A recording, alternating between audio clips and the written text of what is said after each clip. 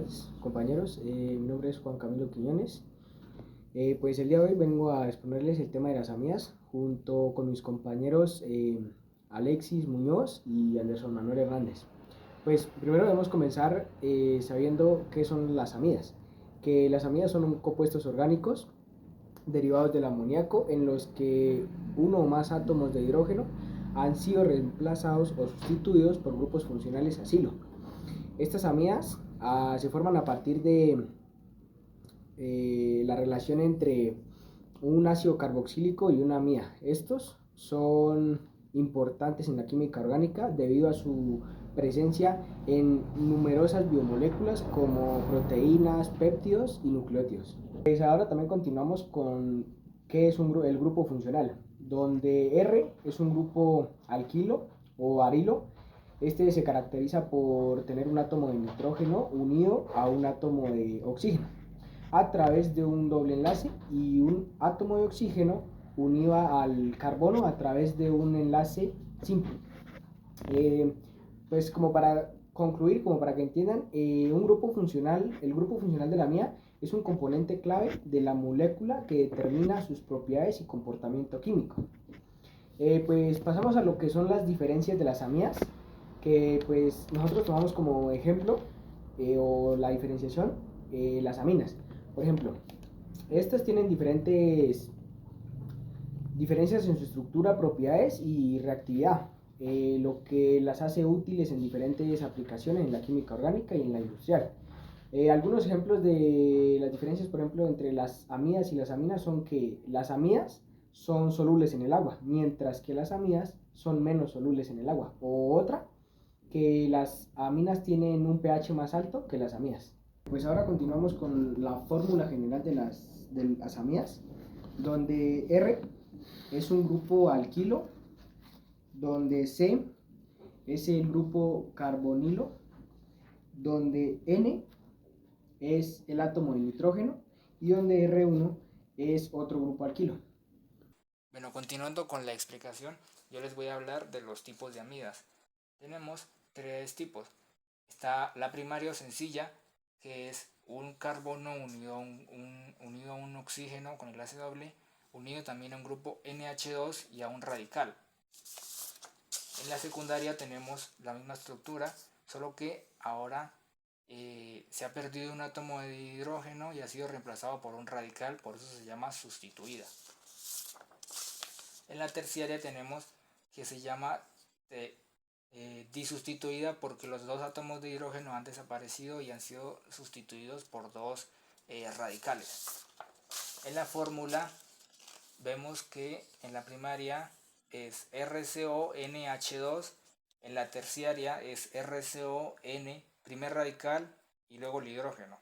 En la terciaria vemos que tenemos RCON, primer radical y luego el segundo radical. En la nomenclatura dice que la terminación es amida, o sea, sería cualquier nombre que tenga terminado en amida. La segunda regla dice que si es secundaria o terciaria se nombra primero el átomo de nitrógeno. Si es secundaria se nombra 1, si es terciaria se nombra 2 por dos radicales. La tercera regla dice que se menciona a partir del carbono unido al oxígeno hacia los otros carbonos. Ya les explico cómo. Aquí tenemos la etanoamida o etanamida, que es aquí se nombra a partir de acá, como dije, ya que necesitamos la cadena más larga de carbonos. Entonces aquí terminaría enano, etanoamida, ya que termina en amida, y esta tiene un nombre en especial que es la acetamida. Aquí tenemos un ejemplo de amida secundaria. Se nombra primero el nitrógeno, como ya les había dicho, y tenemos el guión metil por este radical, etanoamida o etanamida. Aquí tenemos un ejemplo de amida terciaria. Ya tenemos dos radicales, un metil y un etil. Entonces nombramos dos veces la N. Aquí me equivoqué, aquí era una coma. N, N, guión, etil, metil, etanamida. Aquí recordemos que va en orden alfabético. Y ahí continúa mi compañero. Continuando con la exposición de mis compañeros sobre las amidas, también se encuentran los tipos de amidas secundarias y terciarias que se nombran de igual manera que las primarias. Entre estas tenemos dos ejemplos. Uno que es el N,N-dimetilmetanamida. La otra que tenemos N,etil, N,metilpropanamida. Bueno, y en esas también se encuentran porque si es una amida porque está a un enlace doble de oxígeno y a otro enlace de doble de oxígeno. Bueno, también tenemos los compuestos representativos de las amidas. Uno, que es la acetamida, que en su fórmula química es CH3CONH2, que esta es utilizada como un solvente en la síntesis de otros compuestos orgánicos que se encuentran en la naturaleza.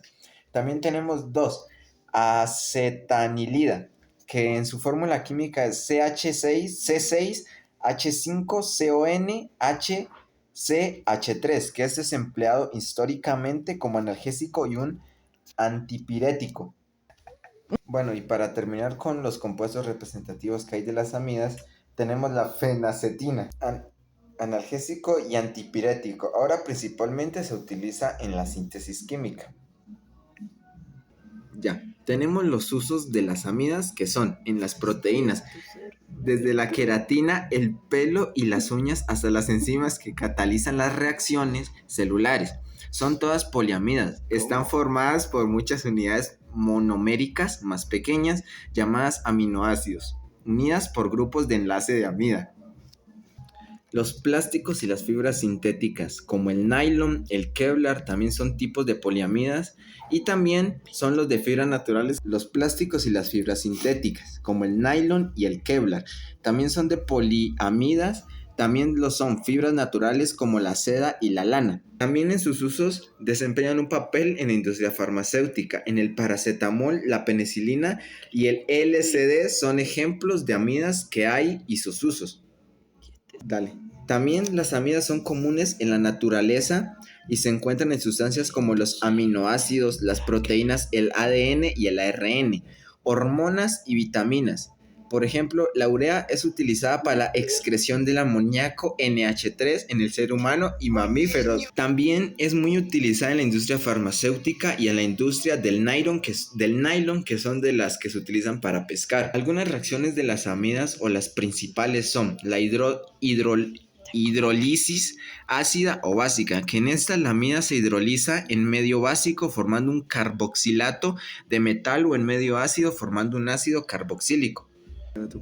También tenemos la deshidratación, que esta es en presencia de un deshidratante como un cloruro de tionilo, en presencia de un deshidratante como es la deshidratación. Ese también tiene un cloruro de tionilo o pentóxido de fósforo si se produce un nitrilo. Otra de sus reacciones es la reducción, que en esta las amidas pueden reducirse con un hidruro de litio y aluminio a unas aminas. También tenemos la transposición de Hofmann, que esta en presencia de un halógeno en medio básico se produce una compleja reacción que permite la obtención de una amina con un carbono menos en su cadena principal, que es la que se encuentra. Bueno, con esto hemos terminado lo que es en sí teoría. Ahora voy a explicarles un ejemplo sobre algunas amidas. Tenemos este ejemplo que es CH3, CH2 con un carbono con un enlace doble de oxígeno y esto unido a un NH más otro CH2 más un CH3. Este nitrógeno está unido a un hidrógeno y a una cadena doble de carbonos y un oxígeno.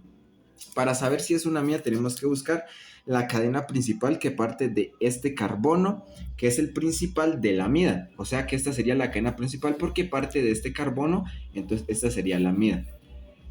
Ahora tenemos que buscar lo que sobra, que en este caso sería un N de nitrógeno porque está en este y un etil porque hay dos. Listo, entonces para este primero escribimos el número 1 que sería pues la amida, que sería esta.